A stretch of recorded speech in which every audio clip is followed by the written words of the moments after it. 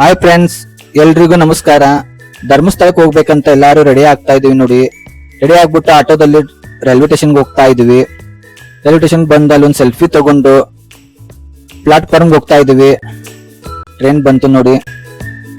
ಅಂತೂ ಧರ್ಮಸ್ಥಳಕ್ಕೆ ರೀಚ್ ಆದ್ವಿ. ಅಲ್ಲಿಂದ ನಡ್ಕೊಂಡು ರೂಮ್ ಇರೋ ಕಡೆ ಹೋದ್ವಿ. ಸಾಕೇತ ಅನ್ನೋ ಕಡೆ ಒಂದು ರೂಮ್ ಬುಕ್ ಮಾಡಿದ್ವಿ.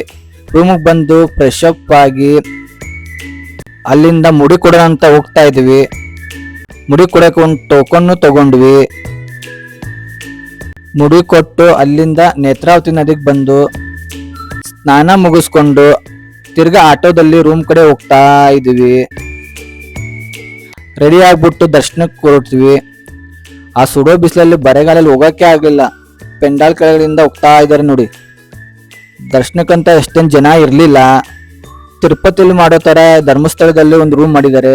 ಅಲ್ಲಿಂದ ದರ್ಶನ ತಗೊಂಡು ಊಟಕ್ಕಂತ ಬಂದ್ವಿ. ಊಟ ಮುಗಿಸ್ಕೊಂಡು ಒಂದು ಸೆಲ್ಫಿ ತಗೊಂಡು ಅಲ್ಲಿಂದ ಬಾಹುಬಲಿ ದೇವ್ರನ್ನ ನೋಡೋಕಂತ ಹೋಗ್ತಾ ಇದ್ವಿ. ಬೆಟ್ಟ ಹತ್ಕೊಂಡು ಬಂದ್ವಿ. ನಮ್ಮ ಮಾವ ನೋಡಿ ಸುಸ್ತಾಗಿ ಬಂದ್ಬಿಟ್ರು. ಬಾಹುಬಲಿ ದರ್ಶನ ತಗೊಂಡು ಅಲ್ಲಿಂದ ಸೌತಡ್ಕ ಗಣಪತಿಗೆ ಬಂದ್ವಿ.